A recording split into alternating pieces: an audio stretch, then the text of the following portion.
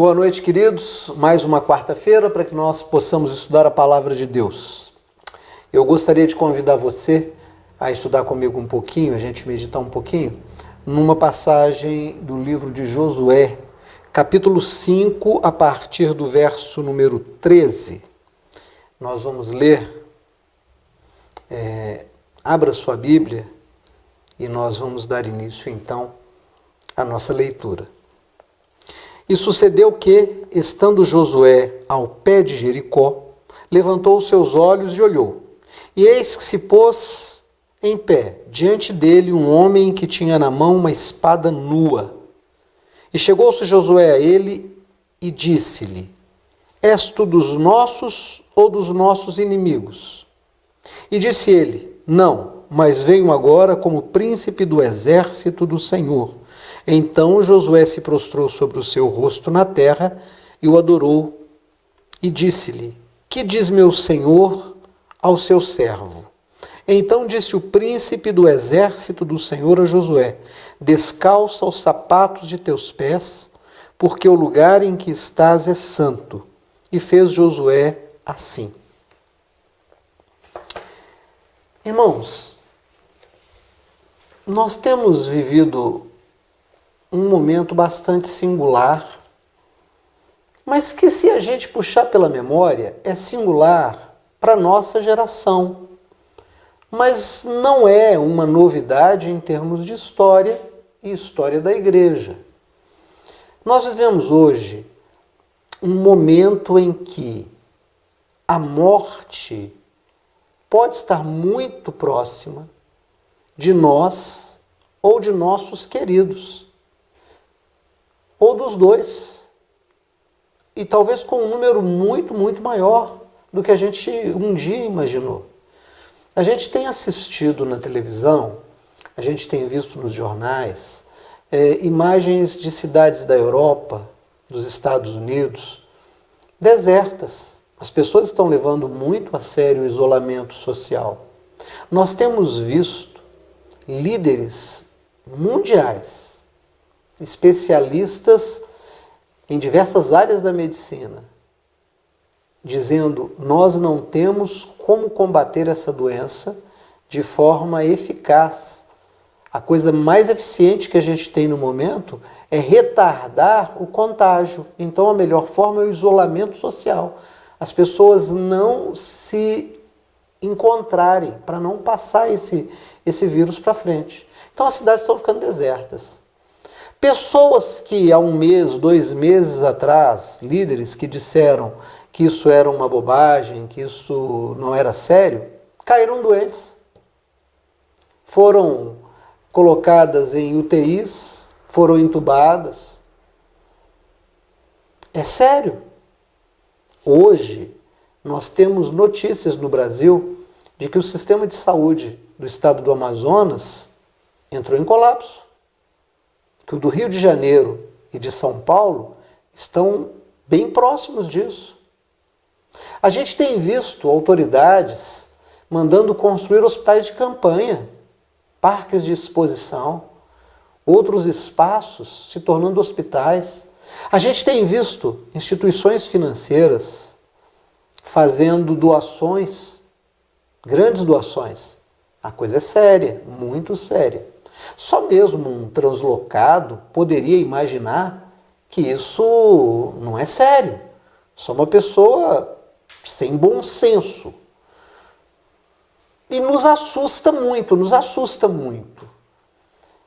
Algumas pessoas reagem de forma interessante. Eu vi um líder religioso na televisão mandando esse mal embora em nome de Jesus, dizendo com todas as letras que esse mal não vai pegar ninguém, mas ele com uma máscara. A máscara está certo. Mandar o mal embora em nome de Jesus é uma ação de fé, tá? Mas dizer que isso vai anular na vida do outro e ele usa máscara, né? Não é a fé que eu professo. Não é. A gente tem visto pessoas se reunindo em nome de Jesus com a Bíblia na mão, na frente de um prédio público, esperando sair o presidente e profetizando que esse vírus vai morrer no Brasil. Está mais fácil esse vírus fazer morrer no Brasil, como já tem feito. Nesse momento nós já temos mais de 30 mil casos oficialmente e mais de 2.400 mortes oficialmente. Então a profecia foi uma balela.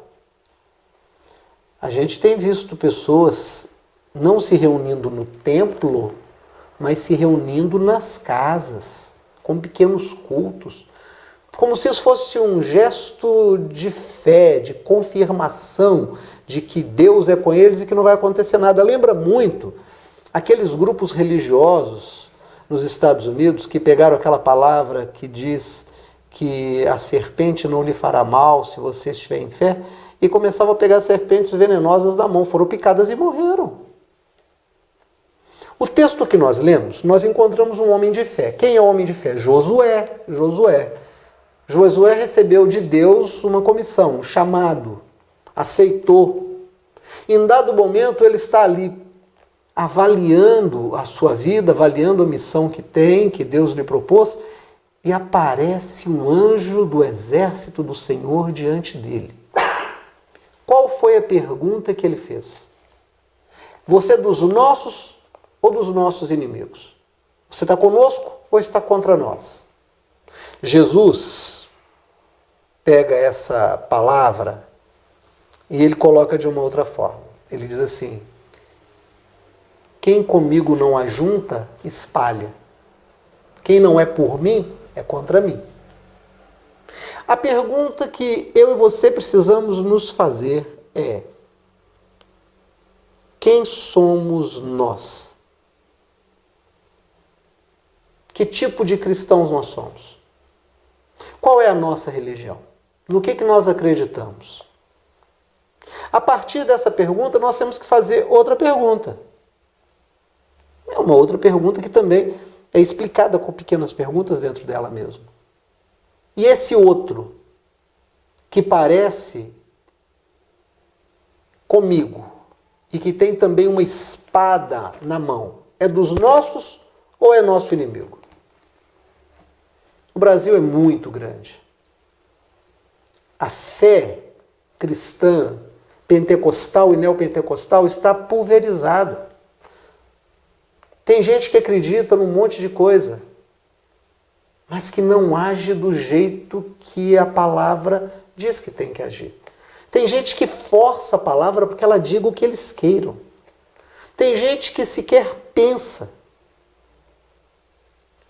Hudson Taylor, um teórico da administração, chamou aquele trabalhador que tem muita força, mas que não tem capacidade de pensar ou posição para decidir, de bovino, porque tem a força do boi, mas é dirigido por um cabresto. Eu acho que tem muito crente bovino. Muito crente bovino. Tem muito cristão bovino, que é capaz de fazer loucuras, mas não é capaz de pensar a sua fé. Olha a pergunta de Josué para o anjo do Senhor. Você é dos nossos ou é nosso inimigo? Você está comigo ou está contra mim? Você ajunta ou você espalha? O fato de ser anjo, o fato de ter uma espada na mão, o fato de aparecer aqui no momento em que nós temos uma missão dada por Deus, o fato de vir falar comigo, não significa que você esteja comigo. Irmão, minha irmã, no que é que você crê? Eu vou te falar no que eu creio. Eu creio que Jesus Cristo é real. Eu creio que Jesus Cristo é a personificação do Deus invisível. O Deus invisível ganha visibilidade em Jesus Cristo. Eu creio que ele se revelou a mim pelas palavras do Evangelho. Creio que ele nasceu de Maria no estado virginal. Creio que ele voltará. Mas creio que ele me deu inteligência para contextualizar a palavra.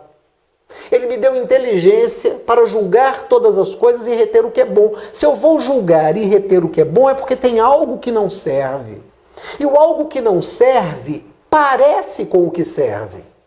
E eu preciso usar da minha inteligência, eu preciso usar da inspiração, eu preciso usar dos critérios da palavra, eu preciso atualizar a palavra naquilo que ela é atualizável, para eu poder discernir entre aquilo que é e aquilo que parece que é. Porque o que parece que é não tem a essência do ser, passa a agir de forma contrária. Daí a pergunta de Josué: tu és do nosso grupo ou nosso inimigo?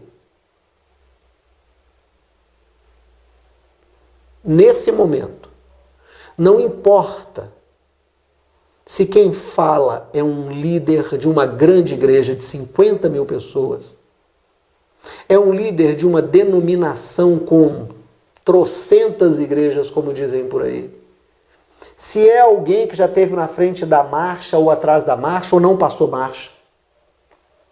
Não interessa se é uma líder ou um líder, não interessa se fala de Jesus, se pula, se rola, se levanta depois que rolou. Você precisa usar os critérios da palavra de Deus, você precisa usar a sua inteligência.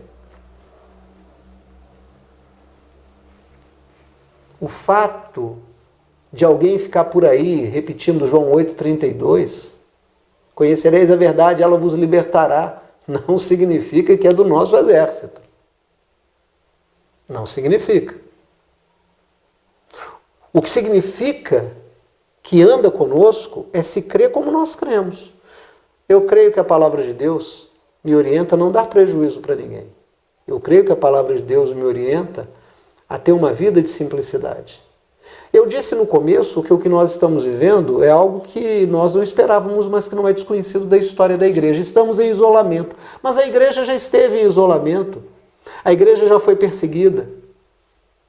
Talvez nós sejamos, nesse momento, a igreja do deserto. Aquela de Apocalipse. Talvez nós estejamos vivendo um pouquinho do que aquela igreja viverá. A igreja já foi proibida em muitos países do mundo e ela sobreviveu em casas. A igreja foi perseguida num regime nazista. A igreja foi proibida no Império Romano por algum tempo. Cristãos tiveram que tomar a ceia com farelos de pão.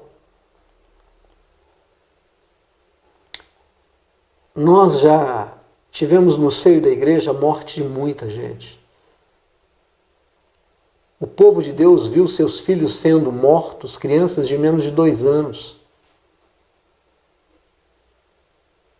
Eu sei que tem muita gente dizendo assim, mas Deus vai nos livrar, a gente vai se reunir, Deus vai nos blindar. Não blindou as crianças em Ramá, onde Raquel chorou seus filhos. Daniel foi jogado na cova dos leões e o anjo do Senhor fechou a boca dos leões. Isso é verdade, está escrito e eu creio. Você também crê.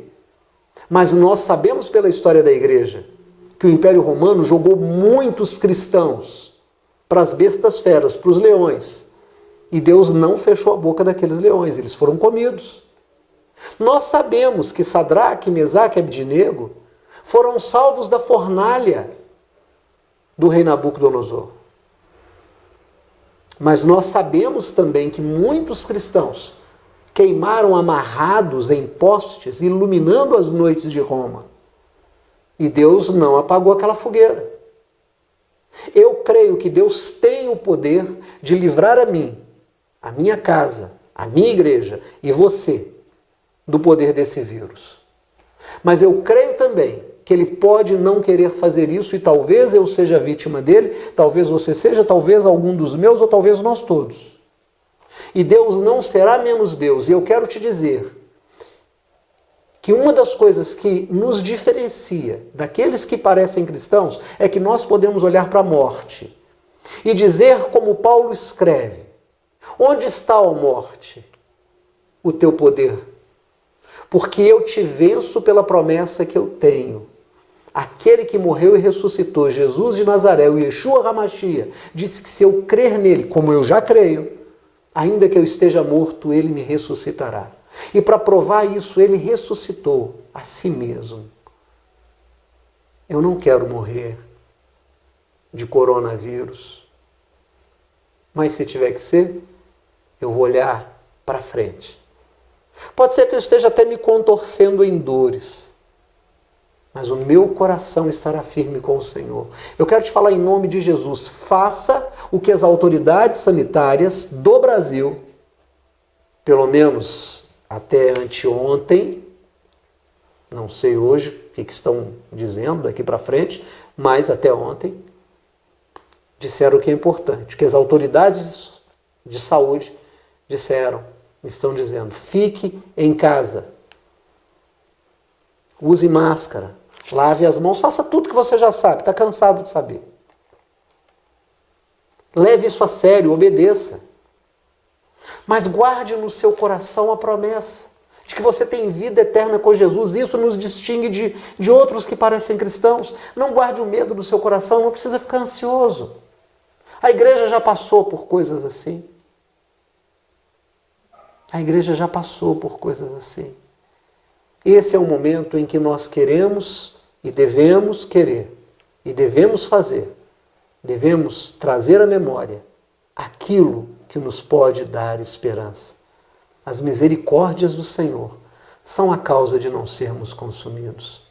Nós temos aliança, estamos aliançados nos nossos corações com Jesus Cristo. Aqui, de onde eu estou, nesse momento, eu quero dizer para algumas pessoas da igreja, eu quero dizer para todas, mas eu vou citar algumas, eu não vou citar todas. Porque não tem como citar todas, mas eu vou citar algumas que representam todos. Maestro Nilcinho, Kênia, Luísa, Beto, Mari, Aline, Tiago, Gabi, o neném que está chegando, Zé, a esposa, a filhinha, Dudu, com a Luana e as meninas, Giovana, tantos queridos, tantos, o irmão Vades, a família dele, Edmar, Solange, cada irmã que vem, cada irmão que vem, ainda que a gente esteja separado pela distância, impedidos de nos reunirmos no nosso templo, nós estamos juntos na palavra, nós estamos juntos no afeto, nós estamos juntos na nossa fé. Eu e você, vocês, nós somos um. Nós somos a comunidade cristã no bairro Betânia. A nossa fé é uma fé num Deus que pode tudo, mas que guarda para si o direito de ser o que Ele quer. E nós o adoraremos assim, nos limites da palavra de Deus. Ainda que você sofra, nesse momento, privações, ainda que você sofra ansiedade, ainda que você sofra até a doença, a sua fé não vai sofrer. Fique firme no Senhor Jesus. E sempre que você encontrar alguém, algum líder dizendo isso, aquilo, olha, está cheio de pastor na internet aí, pergunte, você é dos nossos ou é contra nós? Alguém um dia me disse, eu estava ouvindo o pastor fulano de tal na internet, pastor igual o senhor mesmo está na internet, né? E ele prega diferente. Bom, essa pessoa se bandiou, foi para lá, que pensa diferente da gente. Eu tomo as palavras do apóstolo que diz, saíram de nós porque não eram de nós. Pareciam de nós, mas não eram de nós. Guarde a sua fé. Saiba quem você é. Guarde a sua integridade. Em nome de Jesus. Que Deus te abençoe. Em nome do Pai, do Filho e do Espírito Santo. Amém. Que Deus nos abençoe.